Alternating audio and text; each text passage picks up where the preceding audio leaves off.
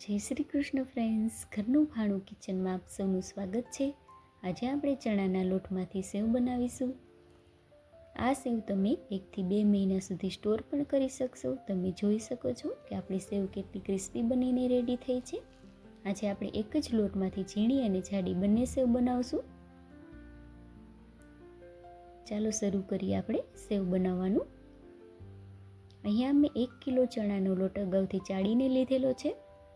જ્યારે પણ સેવ બનાવો ત્યારે ચણાના લોટને ચાળીને જ લેવો।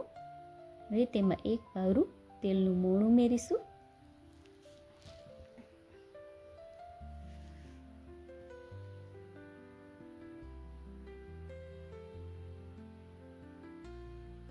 ત્યારબાદ આપણે તેમાં મીઠું ઉમેરીશું।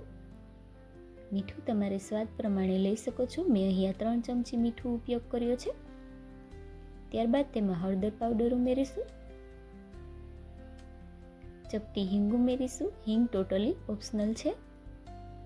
ત્યારબાદ આપણે સાજીના ફૂલ ઉમેરીશું।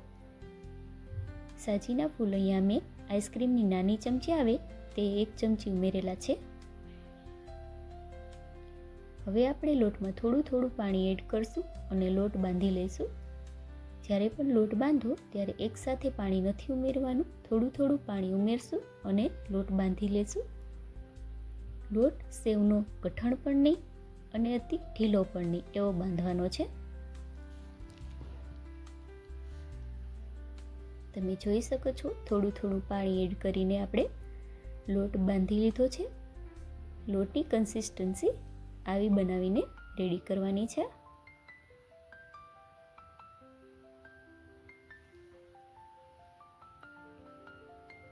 હવે આપણે સૌપ્રથમ ઝીણી સેવ બનાવીને રેડી કરશું।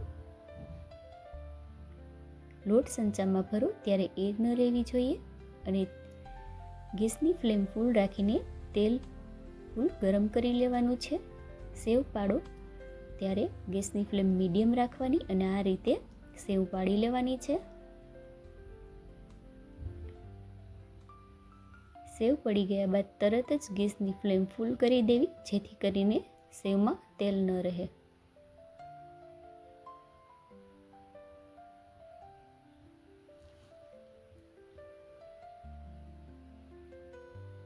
તમે જોઈ શકો છો સેવમાં બબલ્સ આવતા બંધ થઈ ગયા છે।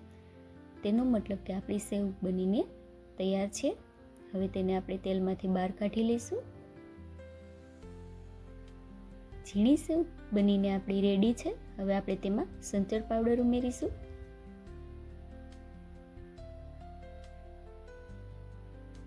સેવ સાથે બરાબર મિક્સ કરી લઈશું। હવે આપણે જાડી સેવ બનાવશું।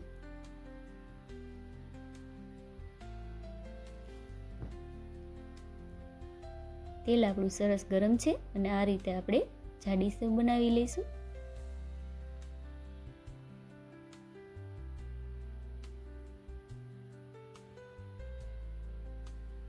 ગેસની ફ્લેમ આપણે ફૂલ કરી દઈશું।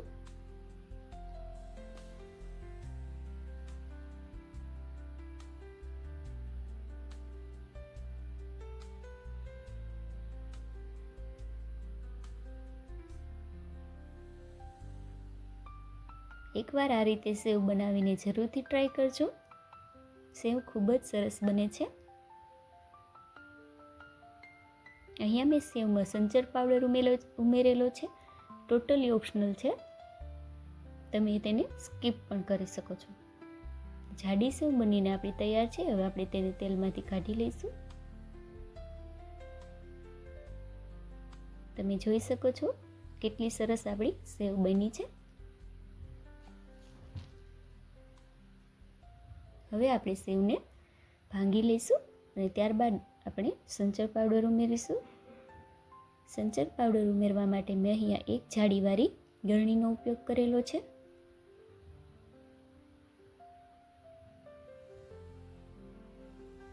સંચળ પાવડર ઉમેરવાથી અહીંયા આપણી સેવનો ટેસ્ટ વધારે સારો આવે છે। તમે તેને સ્કીપ પણ કરી શકો છો। હવે તેને સેવ સાથે બરાબર મિક્સ કરી લઈશું। તો તૈયાર છે આપણી જાડી અને ઝીણી બંને સેવ। જો તમને અમારી રેસીપી ગમી હોય તો અમારી ચેનલને લાઈક, શેર એન્ડ સબસ્ક્રાઈબ કરો. અને જો તમે ઇન્સ્ટાગ્રામમાં અમારા વિડીયોઝ જોતા હોય તો અમારા પેજને ફોલો કરો. Thank you for watching. જય શ્રી કૃષ્ણ.